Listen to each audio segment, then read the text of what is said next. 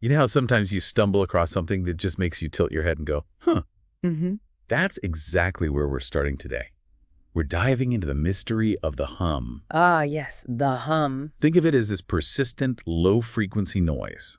Sometimes it's called the Taos Hum, other times the Auckland Hum, or the Windsor Hum. Different names, same basic. Exactly. But the core puzzle is the same. Why do some people hear this constant droning or humming, while most of us, well, we hear absolutely nothing? It's a truly intriguing phenomenon, isn't it? And it really shines a light on just how differently we can experience the world through our senses. Totally. For you, our listener, who's likely wondering what all the buzz is about, sorry, couldn't resist. Uh, We've gathered a broad overview from Wikipedia and a more specific look at the Taos Hum from the Mystery Scroll. all right.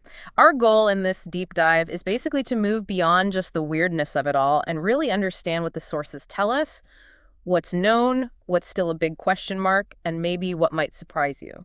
Okay, so people are hearing something. But what exactly are they describing? What does it sound like? Well, the reports consistently describe a low-frequency sound, something in the range of a deep hum, maybe a rumble or a drone. Okay, low. Yeah. The really significant thing is its persistence and how invasive it can be for those who perceive it. Right, doesn't just go away. Exactly. Yeah, Yet the vast majority of people in the same areas hear nothing unusual at all. weird.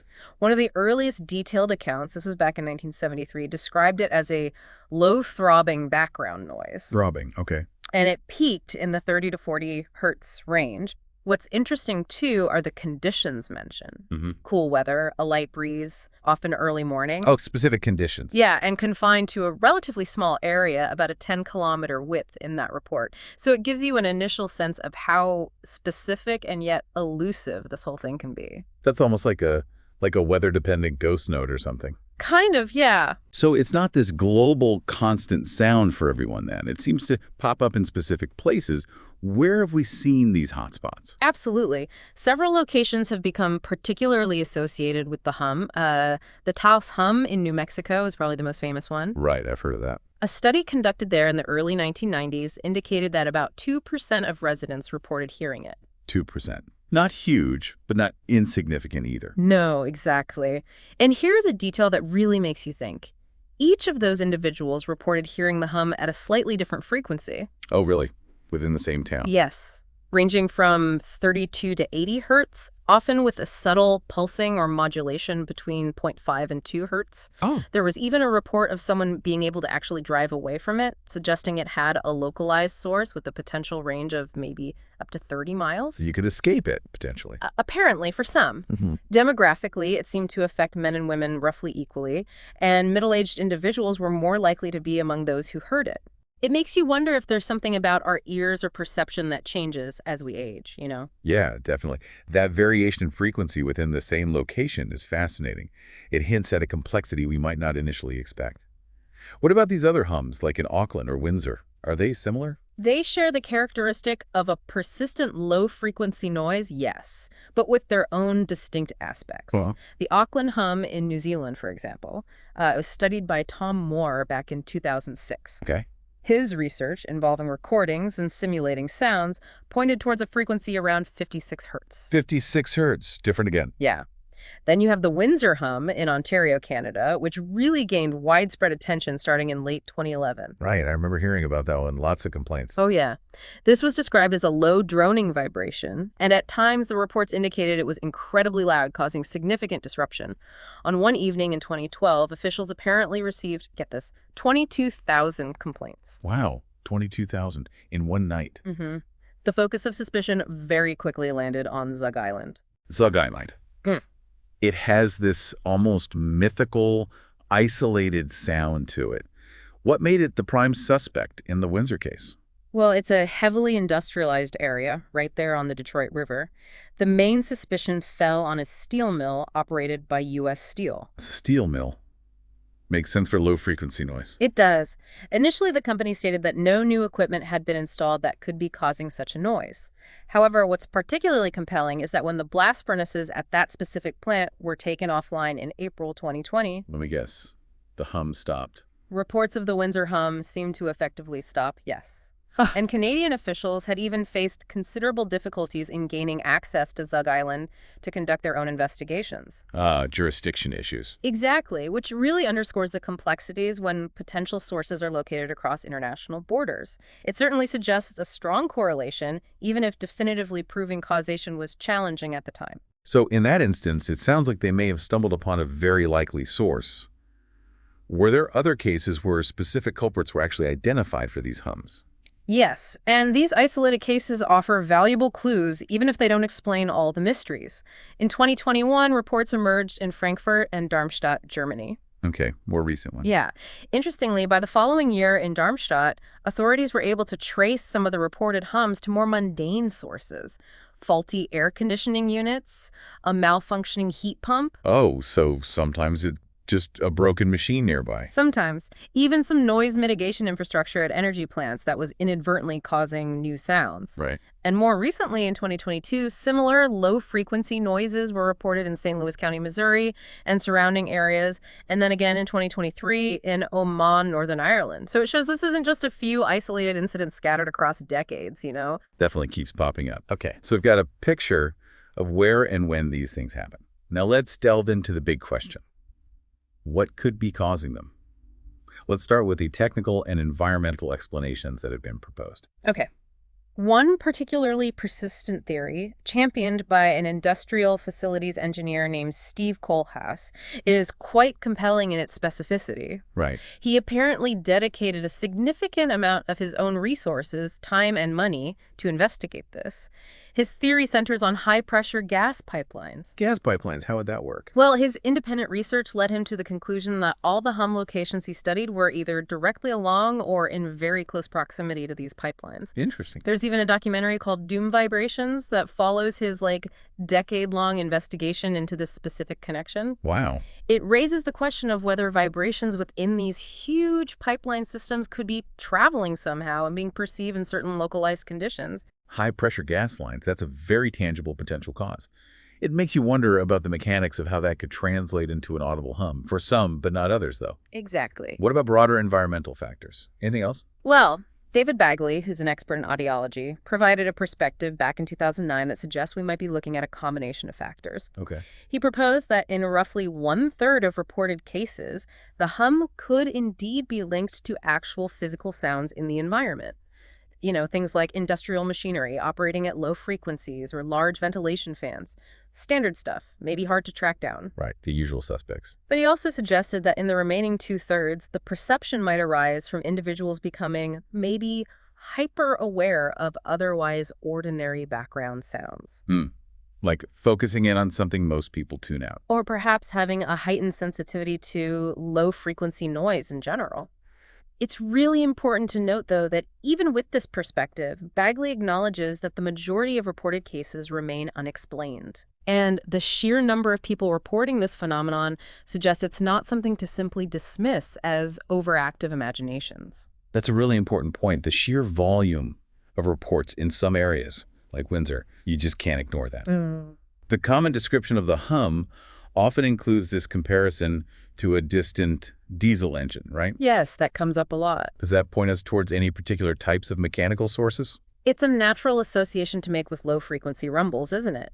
The diesel engine comparison certainly leads to the suspicion of a mechanical origin, something involving rotating or vibrating machinery. Makes sense. However, the frustrating reality is that in most cases, no such definitive mechanical source has been identified. The situation in Kokomo, Indiana is a perfect example. What happened there? Initially, investigators thought they had found the source in a cooling tower and an air compressor at local factories. Seemed plausible. Okay. But even after those were addressed or modified, the hum persisted, left them back at square one. Arc. So sometimes the obvious sounding leads end up being dead ends. But we did hear about a few instances where mechanical sources were actually confirmed, right? You mentioned Windsor. Precisely. These successes, though few, are significant. The West Seattle hum, for instance, that was eventually traced to a vacuum pump operating at a cargo handling facility, Cal Portland. A vacuum pump, okay. Once they installed improved silencers on the machine, the reports of the hum ceased. Problem solved. Nice when that happens. Yeah. Similarly, the Wellington hum in New Zealand was very likely caused by a diesel generator operating on a visiting ship in the harbor. Ah, a temporary source then. Likely, yes. And, as we discussed with the Windsor hum, the evidence strongly suggests a link to the U.S. steel plant on Zug Island and the cessation of its blast furnace operations. Right. So these cases highlight that sometimes the hum does have a tangible, albeit often elusive, mechanical origin. What about the case in Myrtle Beach? That sounded like a potentially powerful stationary mechanical source, like a substation. Yes, in Myrtle Beach, South Carolina, a couple became convinced that a Santee Cooper electrical substation was the source. It was nearly 2 miles from their home 2 miles. and housed the state's largest transformer. Yeah. Big piece of kit. They even took legal action, claiming that the hum was actually louder inside their house than outside. Louder inside. How? Their theory was that their house was somehow resonating with the 60 hertz frequency of the electrical system. They reported measurements up to 64.1 decibels inside. Wow. This case really underscores the challenges in pinpointing a source over distance and the potential for environmental factors like building structures to play a role in how the sound is perceived. That's quite a distance for a sound to remain so prominent, especially getting louder inside. It makes you wonder about other, less conventional technical explanations that might propagate over long distances. I recall reading something about military technology being a potential factor. Ah, yes, the military TACAMO system Yeah. that comes up. It uses very low frequency, VLF, or extremely low frequency, ELF, radio waves for communication with submerged submarines. All right, long-range communication. Exactly. The logic is that these very long wavelengths can travel vast distances, even through water. So speculation arose that this could be a source for some hums. Makes a certain kind of sci-fi sense. It does, but as geophysicist David Deming has pointed out, if the source is airborne transmitted from aircraft, it would be incredibly difficult to locate a consistent origin point. True. Moving target. And he also noted the absence of widespread hum reports near the Navy's stationary ELF transmission sites, which you might expect if that were a primary cause. Good point. Interestingly, Deming also observed a recurring pattern where reports of the hum seem to decrease during periods of increased local media attention. Really? Why would that be? Well, he suggests it might point towards a more localized, human-made source that, let's say, prefers to remain under the radar when scrutinized. Huh. That's a thought-provoking correlation.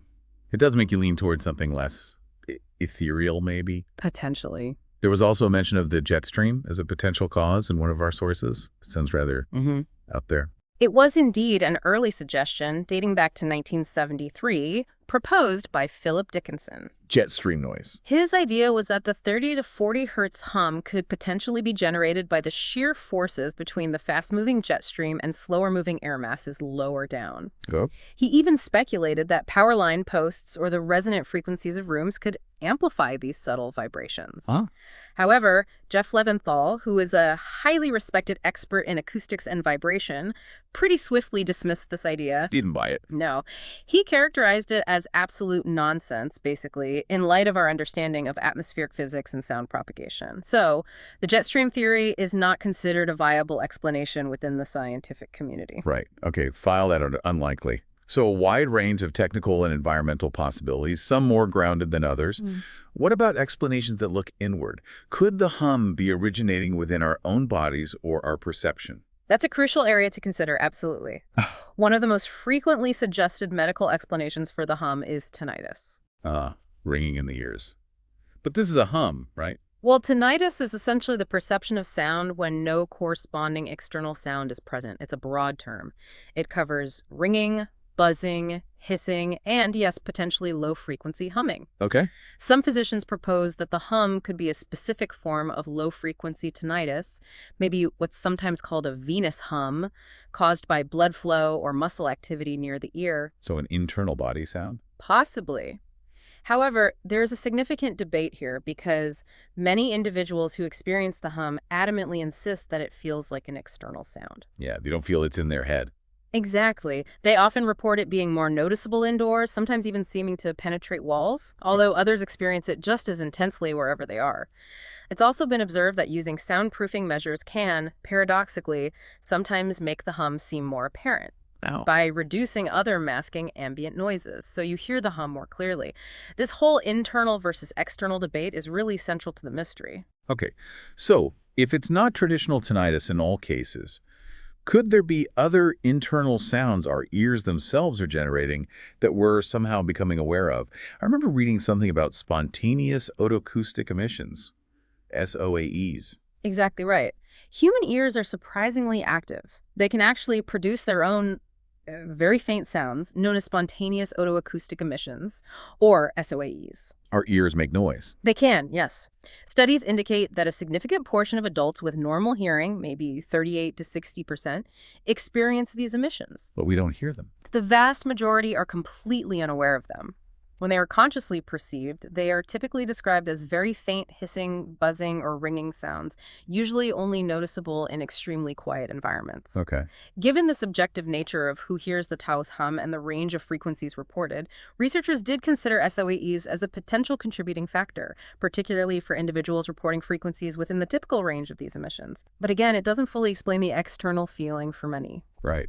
It's fascinating how many potential avenues of explanation there are, spanning from massive infrastructure like pipelines down to the tiny workings of our own ears. It really covers the spectrum. What about the role of the animal kingdom? Could any creatures be producing these low-frequency sounds that are bothering some people?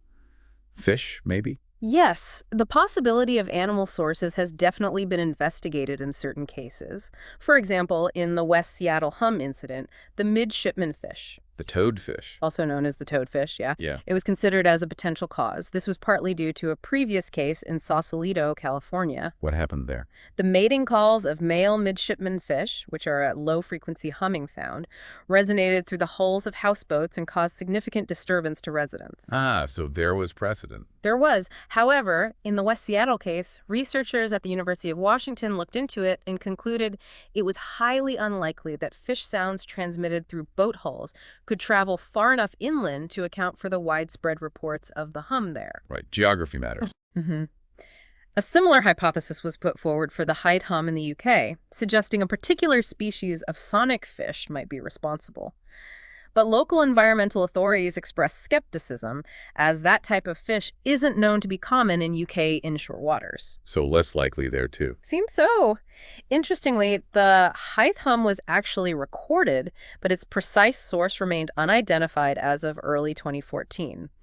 That highlights the difficulty even with a recording. Linking it definitively to a source can be tough. So we have all these potential explanations, technical, environmental, biological, physiological, but it seems like for many of these hums, the mystery remains stubbornly unsolved. That's often the case, yes. What can be done for individuals who are genuinely distressed by this persistent noise? Are there any recognized treatment approaches? Well, given the often elusive nature of the source, treatment approaches tend to focus on managing the individual's reaction to the noise, rather than eliminating the noise itself if the source is unknown. Managing the reaction. Okay. David Bagley and his team at the University of Salford have done research exploring the use of psychological and relaxation techniques. To help people cope. Exactly, to help minimize the distress associated with the hum. The underlying principle is that by reducing a listener's anxiety and focus on the sound, it might lead to a perceived reduction in its intensity or even make it less noticeable over time. Makes sense. And Jeff Leventhal, drawing on his extensive experience with noise issues, has also suggested cognitive behavioral therapy, or CBT. CBT. How would that help? The goal of CBT in this context would be to help individuals change their negative thoughts and emotional responses to the hum. So, reducing the tension and the impact it has on their daily lives, even if the sound itself persists. It's interesting that psychological interventions are being explored. It really underscores the complex interplay between the physical sound, or lack thereof, and our individual perception and psychological state. Absolutely. It's not just about acoustics. Finally, before we wrap up, it's clear the hum has captured the public imagination. It's popped up in popular culture quite a bit, hasn't it? Oh, definitely. The enduring mystery of the hum, particularly the Taos hum, has made it a recurring subject. It got significant mainstream attention through shows like Unsolved Mysteries. The classic. And it was even featured in Live Science's list of the top 10 unexplained phenomena. BBC Radio 4's Punt PI did an episode, sort of a humorous investigation. The Norwegian broadcaster NRK covered it in their Opdater podcast as recently as 2022, so it's still relevant. Still got legs. What about fiction? Oh, yeah. The X-Files featured an episode back in '98 called Drive, where Mulder speculated about ELF waves. Of course Mulder did. A Criminal Minds episode in 2018 used a low-frequency sound as a plot device to induce mania. Jordan Tannehill's novel, The Listeners, which was recently adapted into a BBC radio drama, is entirely centered around people tormented by a mysterious hum. Wow, built the whole story around it. Even animated shows like American Dad have referenced it. And Canadian musician Dan Griffin wrote a song called The Hum. Plus, there's that documentary film Zug Island, looking into the Windsor hum source. Right. These examples really illustrate how deeply this unexplained auditory phenomenon has kind of embedded itself in our collective consciousness. It's clear the hum is more than just a sound, or the absence of one for most people. It's become a kind of cultural symbol for the limits of our understanding, maybe. I think that's a good way to put it. So, as we conclude this deep dive, it's remarkable how this seemingly simple report, a persistent low-frequency noise, has manifested across diverse locations and elicited such a wide range of experiences and attempted explanations. And what's truly fascinating is the persistent lack of a single universally accepted answer, isn't it? Yeah. We see this compelling interplay between rigorous scientific investigation and, well, more speculative theories. It really highlights the inherent challenges in studying subjective sensory experiences and the complex relationship between us and our acoustic environment. It really makes you ponder the edges of our perception. The hum, in all its enigmatic forms, serves as a powerful reminder of how much we still don't fully comprehend about the intricate connections between our environment, the technologies we create, and the amazing complexity of the human auditory system. What might future research, perhaps with more sophisticated sensing technologies or a deeper understanding of neurological processing, what might that eventually uncover about these elusive sounds and the individuals who perceive them? It's a question that definitely leaves you with something to, well, resonate on.